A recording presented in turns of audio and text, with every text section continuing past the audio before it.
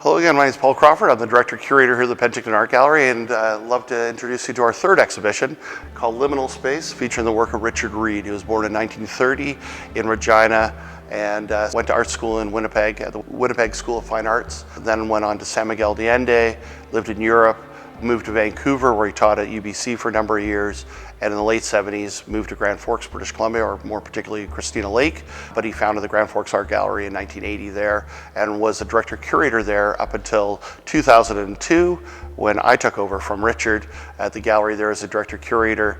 I was there until 2006 and then came here. Richard and his wife were both active artists and have been creating art since the early 1950s and have just created this incredible body of work. But Richard has been an artist that's been more interested in promoting and helping further the careers of other artists than actually doing his own, though he's had an active art practice his entire life. In the last 10 years of his life, about 2015 to 2019, he was really active helping promote the work of his wife Beverly, an incredible quilt maker and textile artist.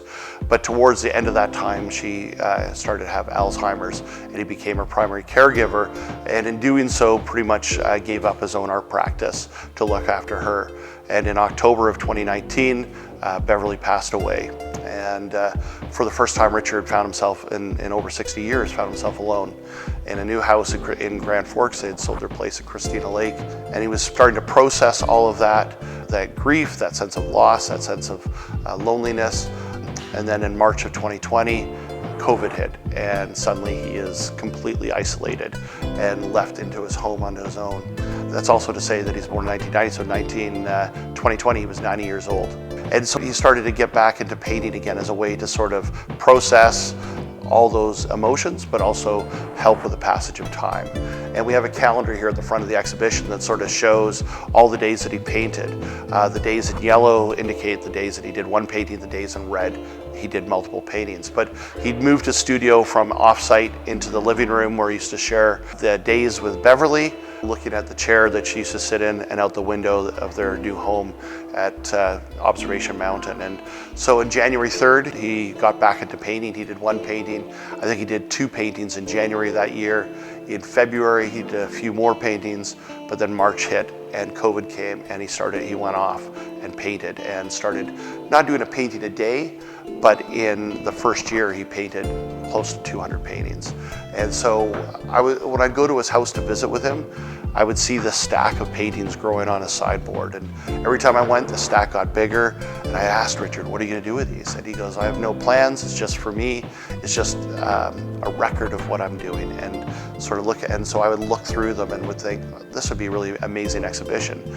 He had no aspirations of anybody ever seen them or ever them getting out there. For him, it was just a diary of his life. It was a way to keep busy. It was a way to reconcile his entire life story in a way.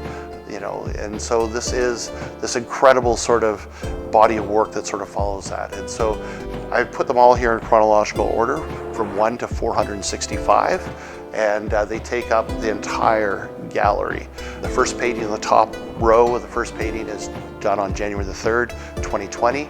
You go down, the first painting on the fourth row is January 3rd, 2021. So the first three rows in the gallery, all the way around, 3 times around the gallery, is 1 year's worth of production. The final 2 rows are everything he did from 2021 all the way till just about a month ago before the show started. And we filled up the entire space. We had about 12 empty spaces. Richard's been continuing to paint, and hopefully by the time the exhibition ends, we can fill those last 12 spaces open. If not, they just remain like 3 dots at the end of a sentence. What I love about this isn't about the individual pieces, it's about the totality of the work.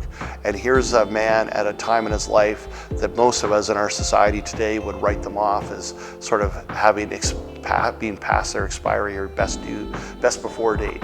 And this has been the most sort of productive period of his life creating art. So there's 465 pieces here on display.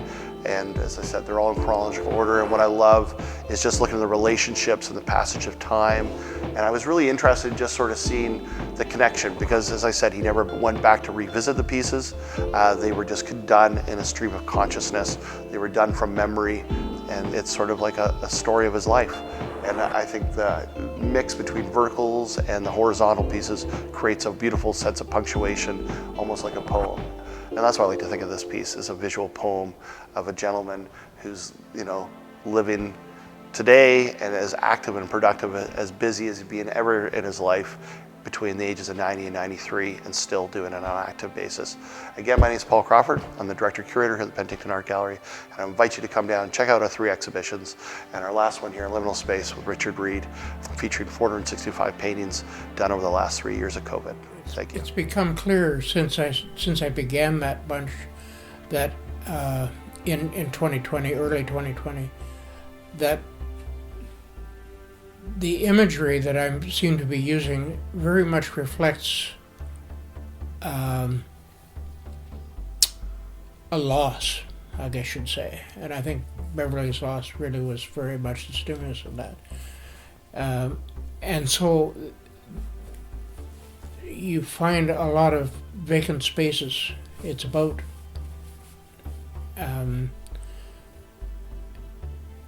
how do I describe it? It's about describing something that's no longer there. Even though they're very largely landscape-based, these paintings all seem to have that kind of quality of something missing.